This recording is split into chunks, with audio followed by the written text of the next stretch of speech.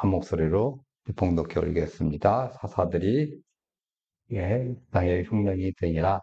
유다 베들레헴의 한 사람이 그의 아내와 두 아들을 데리고 모압 지방에 가서 거류하였는데 그 사람의 이름이 엘리멜렉이요 그의 아내의 이름은 나오미요 그의 두 아들의 이름은 말론과 기란이 에브라 사람이더라.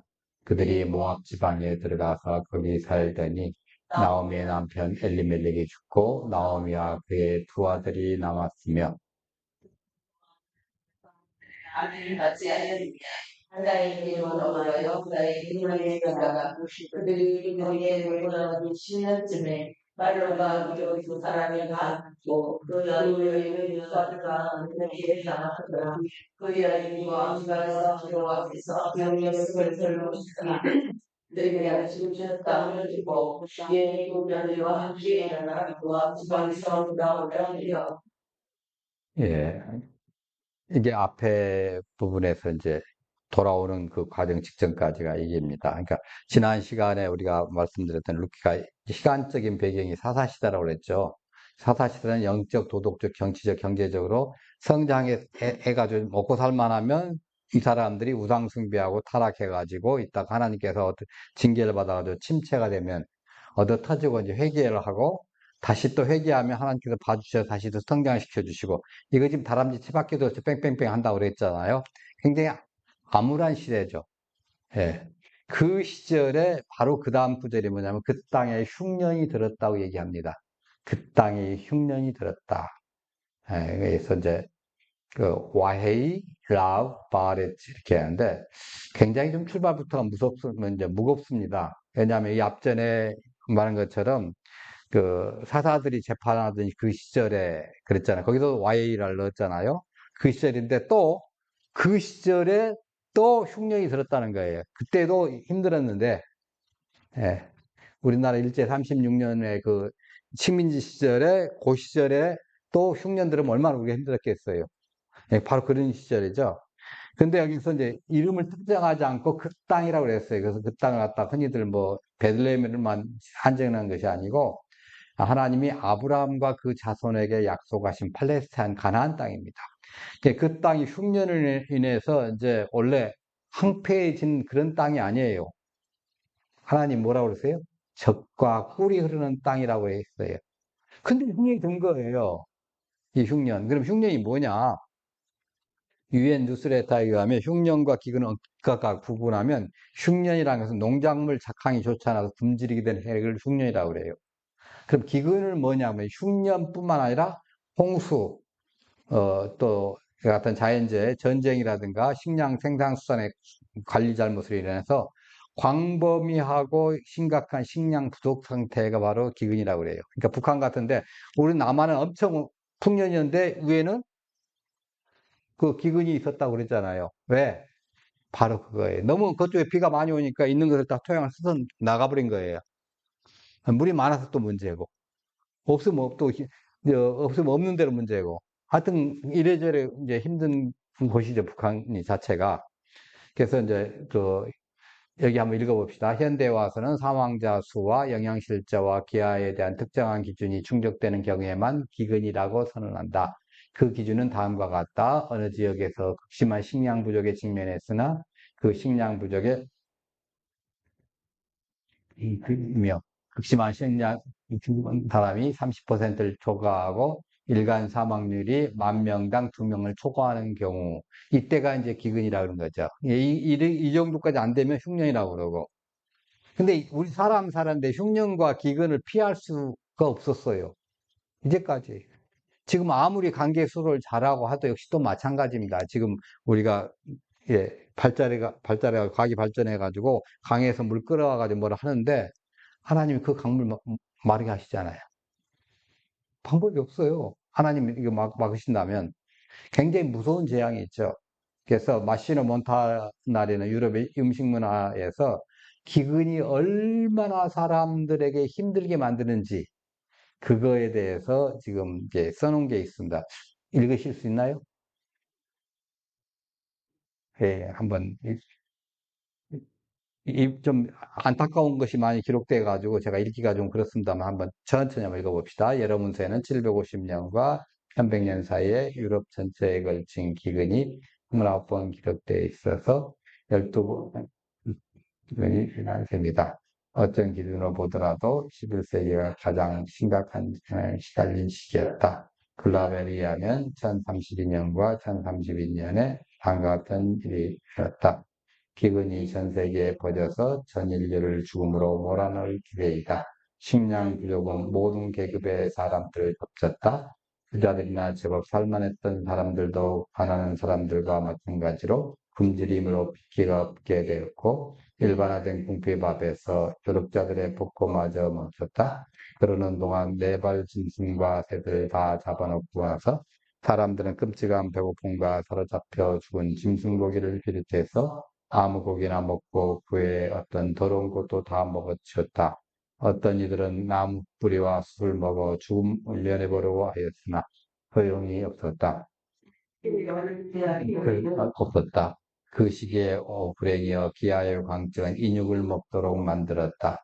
여행자들은 그들보다 힘센 사람들에게 잡혀서 몸이 절단되어 불에 구워졌다. 수많은 사람들이 과일 한 개나 계란 한 개로 아이들을 으슥한 곳으로 꼬여서 죽인 다음 먹어버렸다.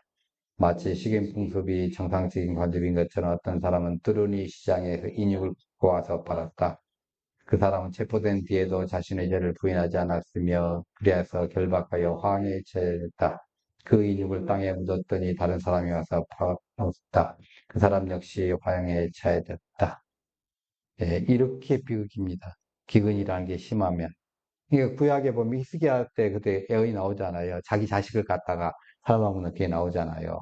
예. 그러니까 구약 성경에 그 이제 흉년 기근 이걸 라하브라고 하는데 이 라하브가 짐승과 이제 뭐 전염병과 함께 예, 전쟁이라든가 이런 것 함께 4대 재앙에 속해요. 에스겔 14장 21절에 보면 주 여호와께서 이같이 이르시되 내가 나의 네 가지 중한 벌, 곧 칼과 기근과 사나운 짐승과 전염병을 에루살렘에 함께 내려 사람과 짐승 중에서 끊으리니 그 예가 더욱 심하지 않으겠니?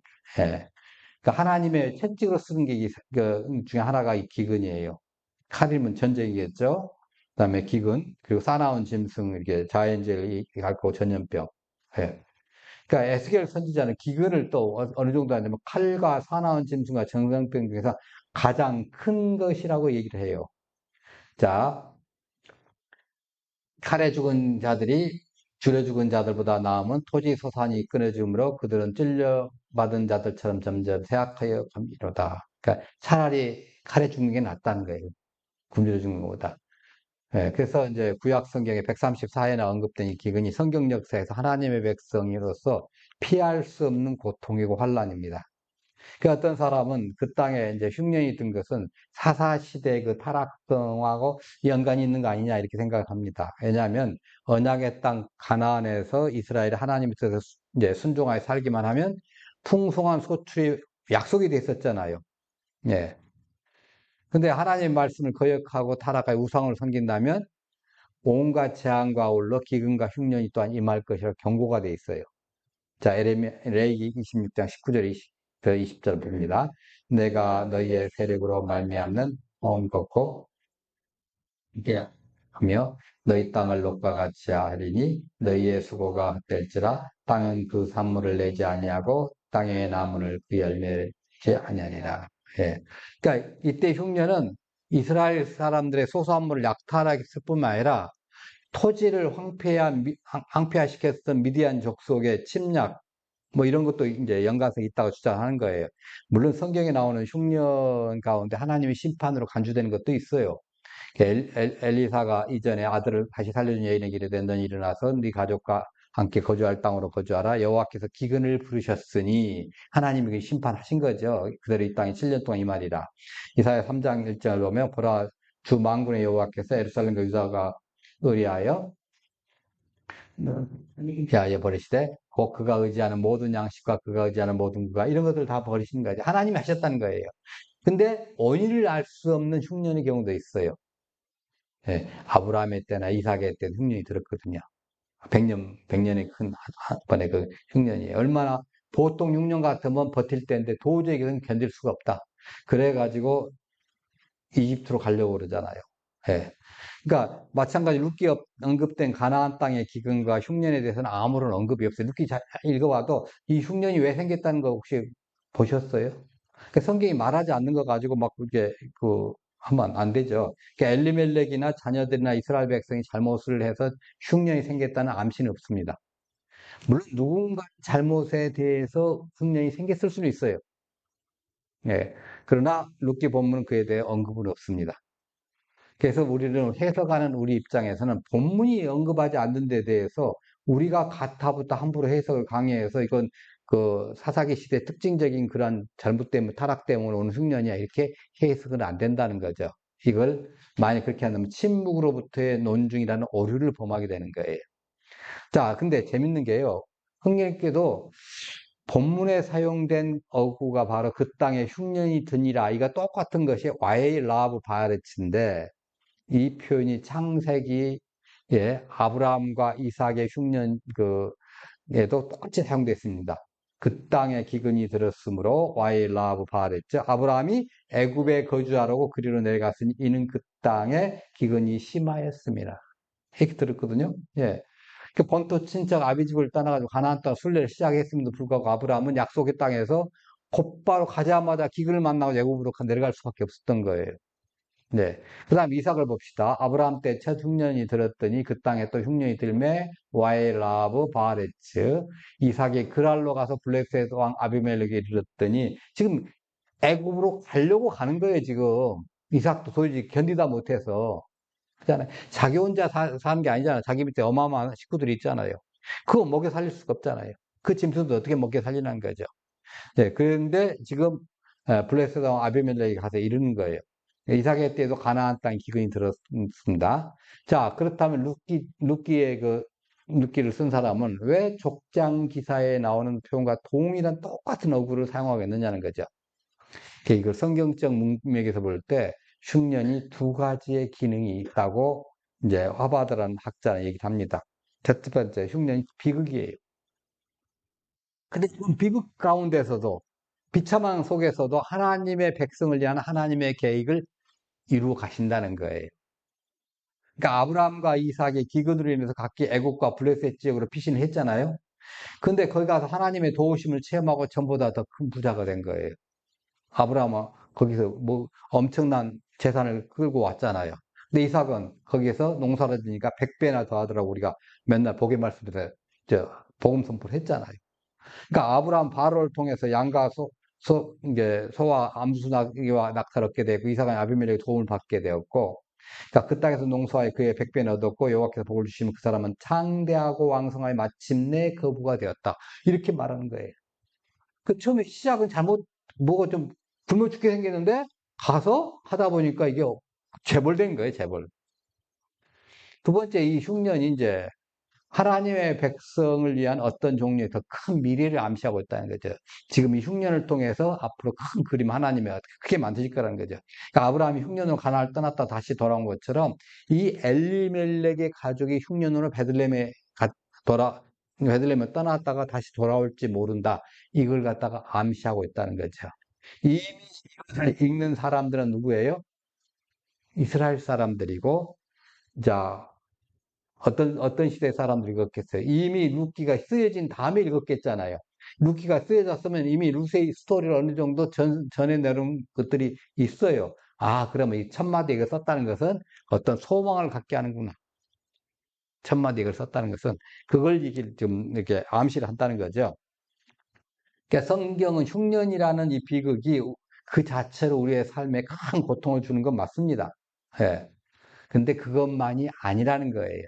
물론 하나님의 백성이라 할지라도 흉년이나 기근 피해가지는 않습니다. 그런 고통을 면제받는 거 아닙니다.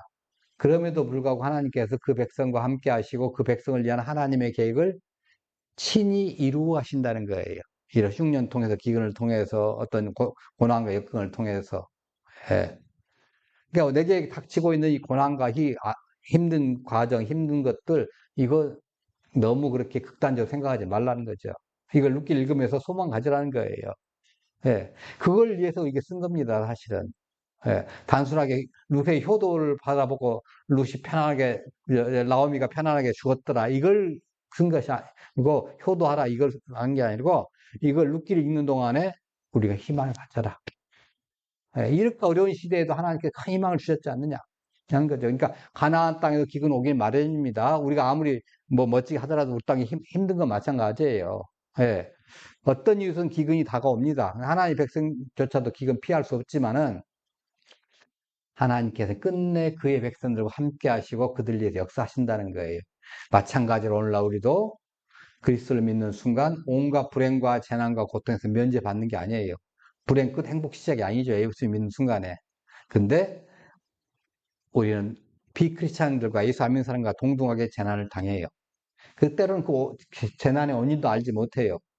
그러나 우리가 비크리스찬과 다른 것은 이 같은 재난을 당할 때 하나님께서 우리와 함께 하시고 우리를 위한 하나님의 계획을 친히 이루어 가신다는 거예요. 이게 다른 거예요. 아, 하나님 나를 위한 계획이 있고 나를 위한 것을 이루어 가시는구나. 이걸 바라보는 거예요. 이걸 믿음의 눈으로 바라보라고 지금 하는 겁니다. 흉년이라는 것은 자연 수준에 있어서 아주 폭망이고 빈 거죠. 완전히 비어버린 거죠. 예. 그 사람들은 적각 부르는 약속의 땅에 들었는데 하나님이 약속하신 땅에 흉년이라는 거 이거 어찌된 일이냐는 거죠. 사사시대뿐만 아니라 족장시대도 있었어요. 룻기에서 흉년의 이유를 모르지만 분명한 것이 흉년 시작으로 해서 기나긴 가나안 여정에서 그 역경 때문에 나오미의 삶이 완전히 바뀐 거예요. 이 흉년을 통해서 나오미의 삶이 완전히 저 밑에까지 지하층 밑에까지 떨어졌다가 다시 또 이 앞전에 살던 것보다 그 이상으로 올라간 거죠. 왜? 다윗 왕의 선조가 됐으니까. 예. 선조가 자기 며느리가 됐잖아요. 그러니까 삶이 완전히 바뀐 거죠. 신앙, 이걸 떨어질 때 어떻게 해요? 신앙에 이기가 생겼죠. 근데 하나님의 자비하심으로 그 신앙을 회복되는 역사가 일어나는 거예요. 룻기 읽으면서 우리의 신앙이 회복되게 하여 주옵소서. 예. 그러니까 우리들은 그 땅에 흉년이 들으라 와의 라브 바레츠라는 표현을 해서 족장에 일어났던 아브라함과 이삭에게 일어났던 일이 지금 또 일어날 수 있어요. 네. 그 사람들 오히려 흉년 때문에 부자가 됐거든요. 예. 고대 이스라엘 독자들은 흉년이 들어 애국 땅으로 갔던 아브라함에게 일어났던 일이 그런 일이 있잖아요. 그러니까 나오미는 그런 데서 아브라함 이삭처럼 그렇게 다시 성장을 하게 된 거죠. 폭망한 나오미가 인생이 다시 설 수 있을까? 그런 질문을 던지면서 룻기를 읽었을 거라는 거죠. 그러니까 오늘날 우리를 또 이런 희망을 가지고 읽으라는 거죠. 우리가 고난을 당할 때, 이제, 그, 뭐, 불평과 불만을 늘어놓고, 뭐, 남의 탓을 하고, 정권 탓을 하고, 뭐 하고, 이거, 저, 그거 탓한다고 해결되는 게 아니에요. 염려한다고 해결되는 문제 하나도 없고요. 남의 탓한다고 해결되는 문제 없어요. 그 이쁘게 해결되질 않아요. 예. 절대 우리는 어려움 닥쳐도 시대와 환경과 정권을 탓하지 맙시다. 역사를 움직이시는 하나님을 탓하는 것이 돼요. 남을 탓하다 보면. 근데 성숙한 신앙인은 어떤 사람이냐면 다른 것을 탓하기보다는 이런 것이 일어날 것을 미리 준비하고 예측하고 준비하지 못한 내 자신을 보고 개선점을 찾는 거예요. 내 탓할 필요 없죠. 예. 아, 이럴 때는 내 깜빡 이걸 놓쳤구나. 그럼 이 다음에는 그거 안 하면 됐지. 그걸 하면 되잖아요. 똑같은 일을 반복하는 거 어리석은 일이니까. 그 개선점을 찾는데요. 그래서 우리가 당하는 고난의 이유는 다 알 수 없지만은, 우리가 고난을 당할 때 주님께서 우리와 함께 하신다는 사실을 우리가 믿어야 되고, 고난을 이겨내야 돼요. 어떤 고난 닥치더라도, 우리는 주님 안에서 승리를 이룰 수 있습니다. 그 승리를 누리시기를 간절히 축원합니다.